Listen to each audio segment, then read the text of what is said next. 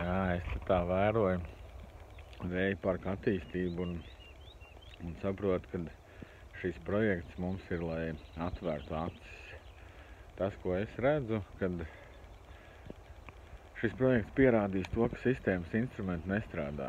Ka nestrādā ne vēlēšanas, ne parakstu vākšana, ne pašvaldību kaut kādi iebildumi. Kāpēc es tā domāju, kāpēc man tādi vērojumi? Tāpēc, ka projekti viss tiek būvēts jau, viss jau notiekās, ceļus taisa, parkiem vietu atbrīvo, mežus jau izcērt.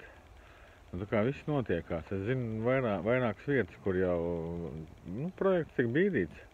Tajā pašā Saldas novadā, Ventspils pusē, tur kaut kur pie Vānas, pie Zemītes, man jau pirms gada teica, ka tur jau izcērt mežus, paplašina ceļus, ber augšā, lai tās lielās spārnas var atvest, ievest.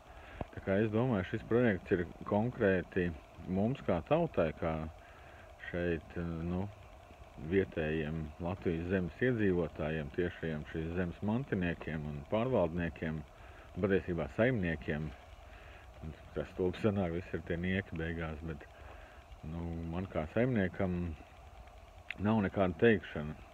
Un tas uzdevums, kas mums katram ir, es domāju, caur šo, pie kā mēs nonāksim, būs tas, ka mēs visi ieraudzīsim, ka korporācija Latvijas Republika, viņai nav nekādas intereses kalpot šīs tautas, ko sauc par latviešiem, interesēm.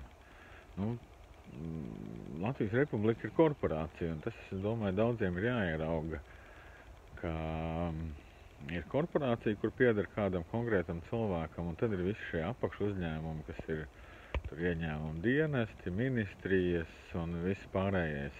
Tas viss ir privāts uzņēmums, tam nav nekāds sakars ar valsti un ar tautu un ar zemi.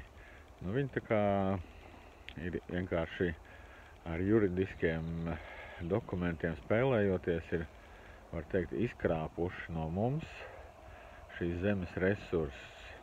Un caur to, ka mēs esam paņēmuši to, parakstījušies par to visu neapzināti, caur to arī mēs esam kļuvuši par šīs korporācijas resursu. Nekas vairāk.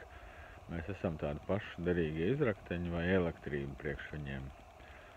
Un es domāju, ka jo ātrāk mēs to ieraudzīsim, jo ātrāk tie procesi notiksies.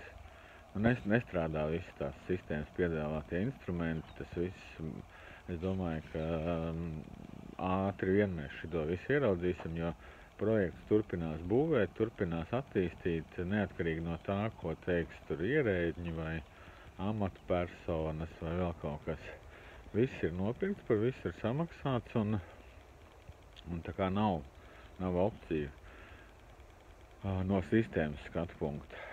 Taču mums vienmēr pastāv iespējas, varianti, opcijas, kā to visu risināt. Jā.